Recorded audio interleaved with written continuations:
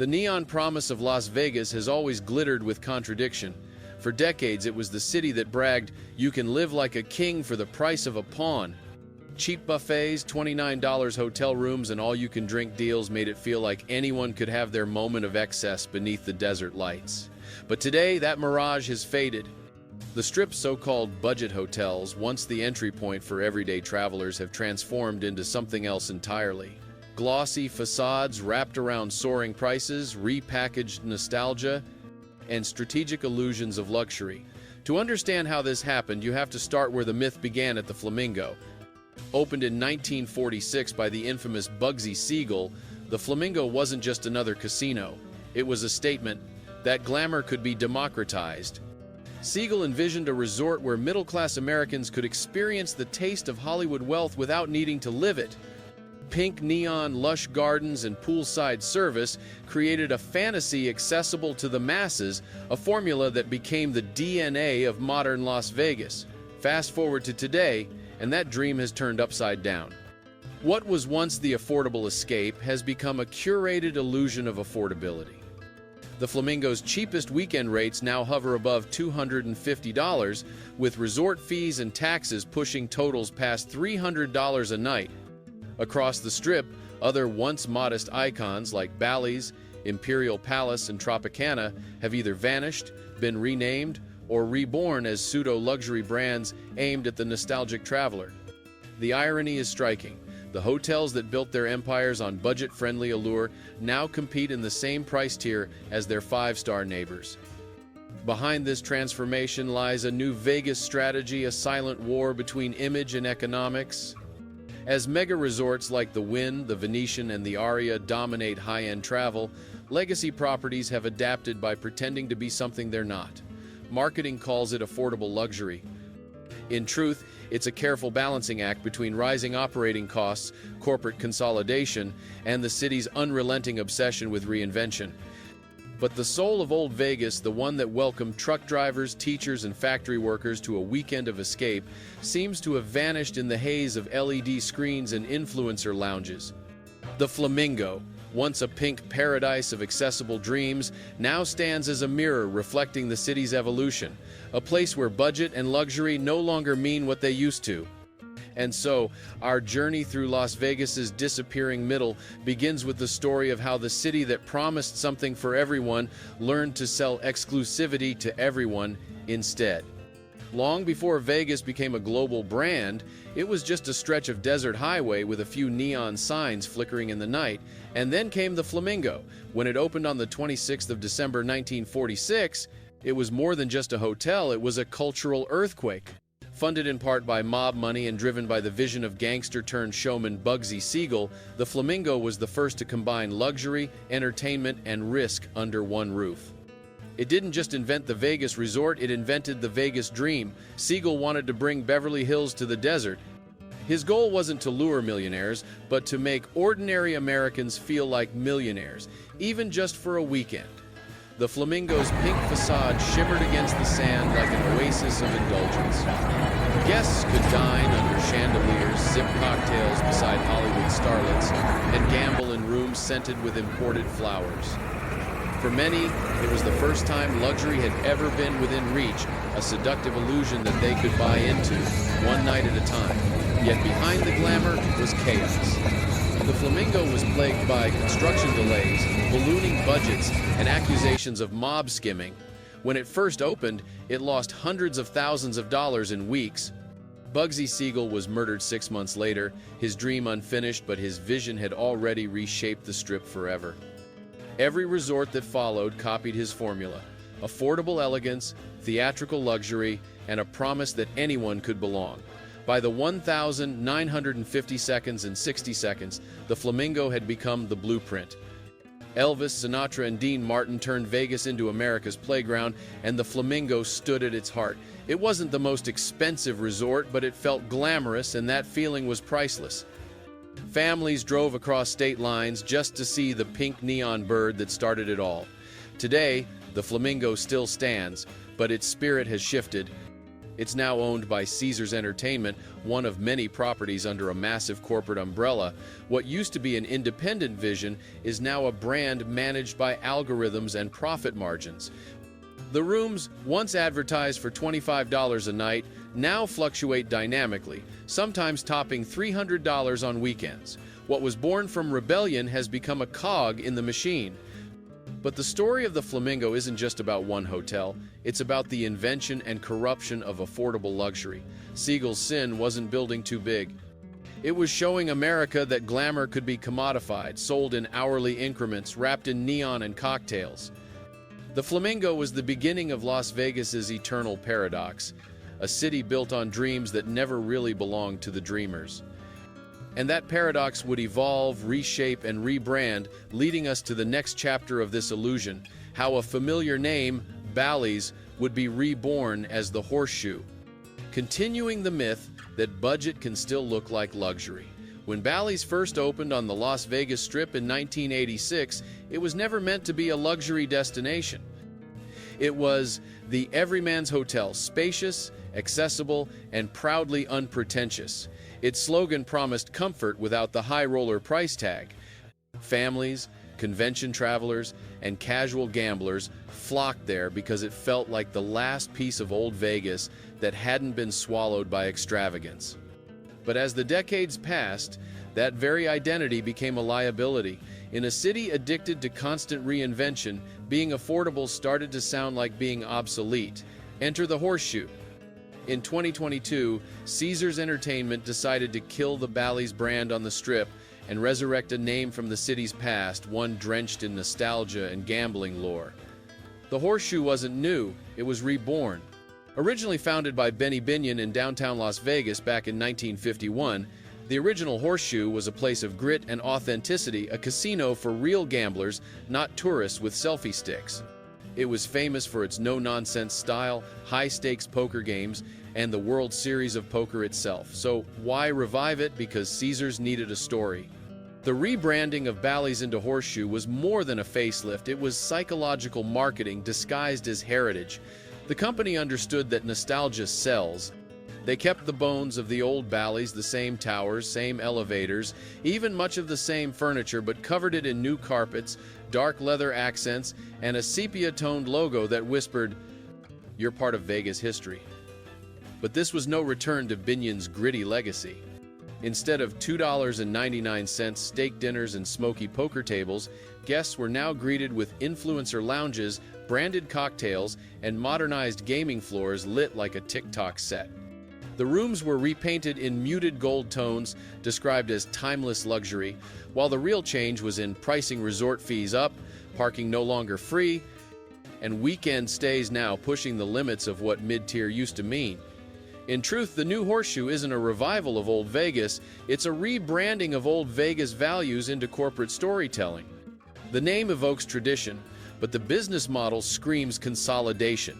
Caesars knows that the future of profitability isn't in offering the cheapest room, it's in convincing guests that paying more is a privilege. Still, for many longtime visitors, the change is bittersweet.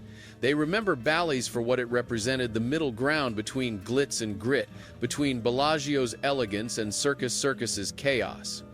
Now, that middle ground is disappearing, swallowed by a city that can no longer afford to be affordable. The new Horseshoe stands as a symbol of the Strip's metamorphosis, proof that in Vegas, even nostalgia can be monetized. What was once a refuge for the average traveler has become another piece in the grand illusion of budget luxury. And it's not just Bally's. Across Las Vegas, the entire mid-tier market is being reprogrammed, rebranded, and repriced, leading to an even bigger transformation, the vanishing of the city's middle class of hotels altogether. Once upon a time, Las Vegas was built on the backs of middle-class dreamers. The Strip was their playground, a place where a $29 room, a $4.99 buffet, and a few lucky spins could make you feel like a millionaire.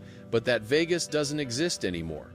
Over the past 2 decades, the city's middle tier of hotels, the Flamingos, the Bally's, the Tropicanas, has quietly evaporated.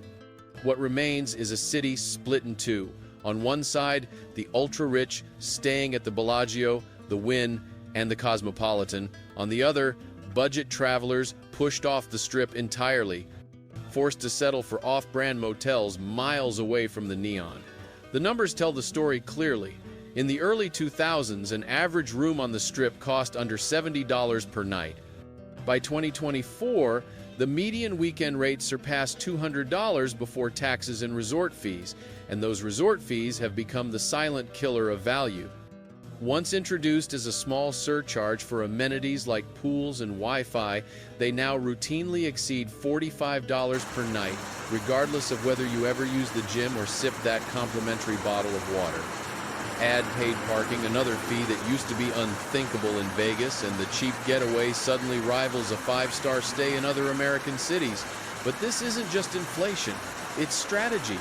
Corporate consolidation has allowed a few giant players, Caesars Entertainment, MGM Resorts, and Wynn Resorts, to dictate the market. By owning multiple properties across different tiers, they control the illusion of choice. You might think you're selecting between the Flamingo, Planet Hollywood, or the Horseshoe, but behind the curtain, the same corporation is setting the price for all of them. The mid-tier has become a mirage, a product tier that exists mostly on paper. And with that disappearance comes a cultural cost. Vegas once thrived on diversity. Honeymooners next to retirees, truck drivers next to high rollers, conventioneers mixing with gamblers. Now, that blend is fading. The city that once marketed itself as something for everyone has quietly redrawn its borders. Affordable experiences are either off-strip or online, while the Strip itself caters to influencers, bachelor parties, and big spenders seeking exclusive moments in spaces once designed for everyone. Even the physical design of hotels has changed to reflect this economic divide. Mid-tier casinos used to lure passers-by with open entrances and bright signage. Now, they hide behind luxury facades, marble lobbies, and members-only lounges. Slot machines that once offered penny bets are being replaced by high-stakes tables, VIP booths, and digital experiences designed for profit, not play. The irony is brutal. The hotels that built Vegas's fame by being affordable have priced out the very travelers who made the city thrive. The average visitor today spends more and stays less. Weekend crowds look wealthier on Instagram but thinner in real life. The Strip shines brighter, but for fewer people. Las Vegas has not lost its magic, it has simply changed its audience. The middle class that once filled its rooms, its shows, its restaurants is now watching from afar, priced out of their own fantasy. And that shift didn't happen by accident, it was engineered through marketing psychology. Because as the middle disappears, the city has found a new way to keep them hooked, by selling them the illusion that they're still living the high life, even as the value quietly slips away. Las Vegas has always been a master illusionist, a city that sells feelings, not facts. It's not about what you actually get, it's about what you believe you're getting. And nowhere is that illusion stronger than in the marketing of affordable luxury. The term itself is an oxymoron, but in Vegas, it's the golden spell that keeps the turnstiles spinning. Walk into any of the rebranded mid-tier hotels on the Strip, the Horseshoe, the Flamingo, the Link, and you'll notice the pattern. A touch of gold on the elevator doors. A chandelier that looks expensive but isn't. The smell of vanilla musk piped through air vents to simulate opulence. The front desk clerk calls you sir or ma'am as if you just stepped into a five-star resort. But beneath the surface, the bones haven't changed in decades. The walls are thin, the rooms small, and the amenities minimal. Yet somehow, guests still walk away believing they've had a premium experience. That's the power of psychological luxury. It starts with framing. Marketing experts know that people associate exclusivity with value, even if the product isn't actually better. So when Caesars rebrands Bally's as the Horseshoe, or MGM repackages the Monte Carlo into Park MGM, they aren't just renaming a building, they're rewriting memory. They're saying, this isn't where you stayed in the 90 seconds, this is something new, something elevated. That illusion of transformation justifies higher prices, even when the substance remains the same. Then comes sensory manipulation. The Strip's design is no accident. From the moment you step inside a lobby, everything lighting, sound, scent is crafted to make you feel rich. Velvet textures under your fingers, curated playlists of chill lounge music, soft lighting designed to flatter faces under casino cameras, all engineered to create emotional luxury. Psychologically, your brain starts to anchor your experience not to the actual room, but to the feeling of being pampered. And finally, there's social validation. The rise of Instagram and TikTok has given Vegas a new kind of currency aesthetics. Guests don't book rooms for square footage anymore, they book for the photo. A deluxe suite with gold-tinted mirrors looks more luxurious online than a genuine but plain five-star room. In the age of digital status, perception is reality, and Vegas knows how to sell that reality better than anyone. But the most ingenious part of this illusion is how it manipulates nostalgia. People return to Vegas not just for gambling, but for memories of that faint echo of the time, $50 to buy a buffet, a show ticket, and a room with a view. Corporations understand this. They wrap every renovation in words like classic, iconic, or legendary. The Flamingo's ads still lean on 1,950 seconds imagery of Marilyn Monroe and pink feathers, even though nothing about the modern hotel resembles that world. In truth, affordable luxury isn't about affordability or luxury, it's about aspiration, convincing you that for one weekend, you belong among the high rollers. You might spend $300 on a budget hotel room, but you'll tell yourself it's a bargain compared to the win across the street. That cognitive comfort, the illusion of a smart choice, is what keeps people coming back. Vegas doesn't need to be cheap anymore. It just needs to feel worth it. And as long as people keep buying the dream, the house and the hotels will always win. Step past the gleaming lobby, past the curated scent, past the gold-trimmed elevators, and the illusion begins to crack. Behind every Instagram-perfect corridor in Las Vegas's budget luxury hotels lies a story written in worn carpets, aging plumbing, and decades-old infrastructure dressed up with fresh paint. The rebrand may scream modern, but inside the rooms, time tells another truth. A guest at the Horseshoe might open the door expecting elegance, only to find a space that feels strangely familiar because it is. The same floor plans from the Bally's era, the same bathroom tiles, the same hallway layout that's been there since 1986. The renovation is often little more than new bedding, a TV upgrade, and some LED accent lighting. Yet the room now costs triple what it once did. The Flamingo, too, bears the same quiet deception. Pink accents and minimalist furniture that appear sleek at first glance, until you notice the creak of the air conditioner or the faint hum of pipes behind the walls. But this is Vegas, where surface is everything. Guests rarely complain loudly because they've already bought into the fantasy. The marketing promised classic Las Vegas elegance, and that's exactly what they tell themselves they're getting. Many travelers post glowing reviews online, describing great value for a luxury stay, not realizing how much of their satisfaction is emotional, not physical. The room didn't change, the story around it did. That's the brilliance of the Strip's reinvention machine. The hotels understand that visitors spend very little time in their rooms. Between casinos, restaurants, shows, and endless distractions, a Vegas room functions as little more than a place to recharge, and so long as it looks photogenic, it works. The illusion of comfort is cheaper to maintain than comfort itself. Still, the cracks are becoming harder to hide. The pandemic years exposed the city's aging infrastructure, malfunctioning elevators, understaffed cleaning crews, and delays in maintenance that were once unthinkable. Guests who stayed in once reliable properties began to notice the difference. Long lines at check-in, dust on windowsills, and peeling wallpaper behind designer headboards. The rebranding gloss can only shine so long before reality bleeds through, and yet even as complaints pile up, bookings don't slow down. Why? Because Las Vegas sells experience, not quality. A $250 room in the Flamingo feels worth it because you're not just buying a bed, you're buying proximity to the Strip, the energy, the chance to say you stayed on the action. The true commodity isn't the mattress or the marble sink, it's status. But here's the paradox. While guests are paying more than ever for less, the hotels are earning more profit than ever before. The hidden fees, dynamic pricing, and reduced maintenance costs have turned aging resorts into cash machines. The very same rooms that once struggled to break even now generate record margins. It's a business model built not on excellence, but on expectation management. As long as visitors believe they're part of something glamorous even for a fleeting weekend, they'll overlook the cracks in the wallpaper. Vegas has perfected the art of selling imperfection in a glittering frame.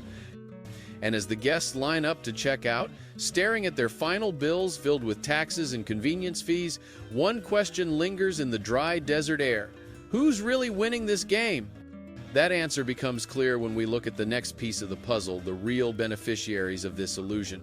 The corporate winners who've learned how to turn nostalgia, psychology, and scarcity into gold.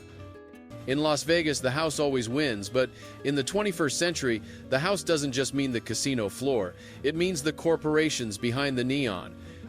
The Caesars, MGMs, and Winds of the world have turned the city's entire ecosystem into a revenue engine where every experience, every drink, and every square foot of carpet is monetized.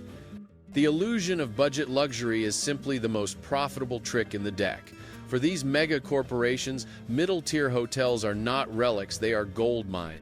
Properties like the Flamingo, the Horseshoe, and the LINQ may no longer attract the high rollers, but they serve a far more reliable audience: volume travelers.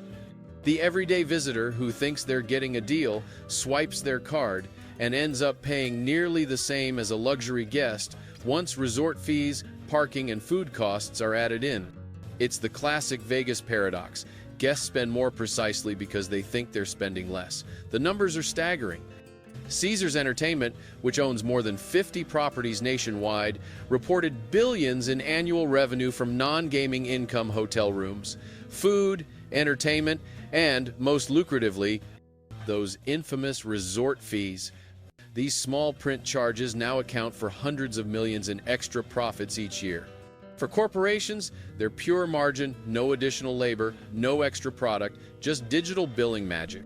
Meanwhile, the real losers of this transformation are the independent and smaller operators, the motels, family-owned inns, and classic off-strip joints that once thrived on offering genuine value.